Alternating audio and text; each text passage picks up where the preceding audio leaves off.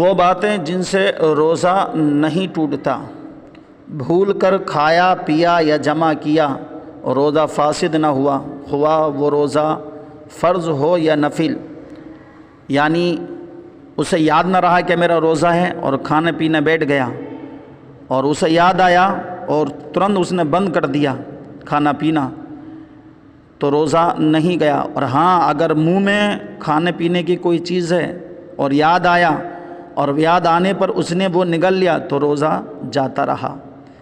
اسی طریقے سے روزہ یاد ہونے کے باوجود بھی مکھی یا غبار یا دھواں حلق میں چلے جانے سے روزہ نہیں ٹوٹتا، خواہ وہ غبار آٹے کا ہو یا چکی پیسنے یا آٹا چھاننے میں اڑتا ہے، یا غلہ کا غبار ہو یا ہوا سے خاک اڑی یا جانوروں کے کھر یا ٹاپ سے خاک اڑی، ان سے روزہ نہیں ٹوٹتا۔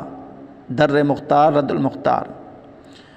بس یا کار کا دھواں یا ان سے غبار اڑ کر حلق میں پہنچا، اگرچہ روزہ دار ہونا یاد تھا، روزہ نہیں جائے گا۔ اگر بتی سلگ رہی ہے اور اس کا دھواں ناک میں گیا تو روزہ نہیں ٹوٹے گا۔ ہاں اگر لبان یا اگربتی سلگ رہی ہو اور روزہ یاد ہونے کے باوجود منہ کے قریب لے جا کر اس کا دھواں ناک سے کھینچا تو روزہ فاسد ہو جائے گا۔ بھری سینگی لگوائی یا تیل یا سرما لگایا تو روزہ نہ گیا، اگرچہ تیل یا سرمے کا مزہ حلق میں محسوس ہوتا ہو، بلکہ تھوک میں سرمے کا رنگ بھی دکھائی دیتا ہو، جب بھی روزہ نہیں ٹوٹا۔ جواہرہ۔ غسل کیا اور پانی کی خشکی یعنی ٹھنڈک، غسل کیا اور پانی کی خنکی یعنی ٹھنڈک اندر محسوس ہوئی، جب بھی روزہ نہیں ٹوٹا۔ کلی کی اور پانی بالکل پھینک دیا، صرف کچھ تری منہ میں باقی رہ گئی تھی، تھوک کے ساتھ اسے نگل لیا، روزہ نہیں ٹوٹا۔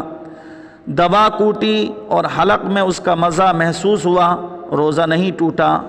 کان میں پانی چلا گیا، جب بھی روزہ نہیں ٹوٹا، بلکہ خود پانی ڈالا، جب بھی روزہ نہ ٹوٹا۔ تنکے سے کان کھجایا اور اس پر کان کا میل لگ گیا، پھر وہی میل لگا ہوا تنکا کان میں ڈالا گیا، اگرچہ چند بار ایسا کیا ہو، جب بھی روزہ نہ ٹوٹا۔ دانت یا منہ میں خفیف یعنی معمولی چیز بے معلومی سی رہ گئی ہے، جو داڑھ دانتوں میں اٹک جاتے جو ہم کھاتے ہیں، کہ لعاب کے ساتھ خود ہی اتر جائے گی اور وہ اتر گئی، روزہ نہیں ٹوٹا۔ دانتوں سے خون نکل کر حلق تک پہنچا مگر حلق سے نیچے نہ اترا، تو ان سب صورتوں میں روزہ نہ گیا۔ در مختار فتح القدیر۔ مکھی حلق میں چلی گئی، روزہ نہ گیا، اور قصداً نگل لی تو چلا گیا۔ عالمگیری وغیرہ۔ بھولے سے کھانا کھا رہے تھے، یاد آتے ہی لقمہ پھینک دیا، یا پانی پی رہے تھے، یاد آتے ہی منہ کا پانی پھینک دیا تو روزہ نہ گیا۔ اگر منہ میں کا لقمہ یا پانی یاد آنے کے باوجود نگل گئے تو روزہ چلا گیا۔ صبح صادق سے پہلے کھایا پی رہے تھے اور صبح ہوتے ہی یعنی سحری کا وقت ختم ہوتے ہی منہ میں کا سب کچھ اگل دیا تو روزہ نہ گیا، اور اگر نگل لیا تو جاتا رہا۔ عالمگیری وغیرہ۔ غیبت کی تو روزہ نہ گیا، اگرچہ غیبت سخت کبیرہ گناہ ہے۔ قرآن مجید میں غیبت کرنے کی نسبت فرمایا جیسے اپنے مردے بھائی کا گوشت کھانا، اور حدیث پاک میں فرمایا غیبت زنا سے بھی سخت تر ہے، اگرچہ غیبت کی وجہ سے روزے کی نورانیت جاتی رہتی ہے۔ در مختار۔ جنابت یعنی غسل فرض ہونے کی حالت میں صبح کی، بلکہ اگرچہ سارے دن جنوب یعنی بے غسل رہا، روزہ نہ گیا، مگر اتنی دیر تک قصداً یعنی جان بوجھ کر غسل نہ کیا اور نہ کرنا کہ نماز قضا ہو جائے، گناہ و حرام ہے۔ حدیث شریف میں فرمایا گیا کہ جس گھر میں جنوب ہو اس میں رحمت کے فرشتے نہیں آتے، یعنی جو گھر میں ناپاک ہو تو اس گھر میں رحمت کے فرشتے نہیں آتے۔ حوالہ در مختار۔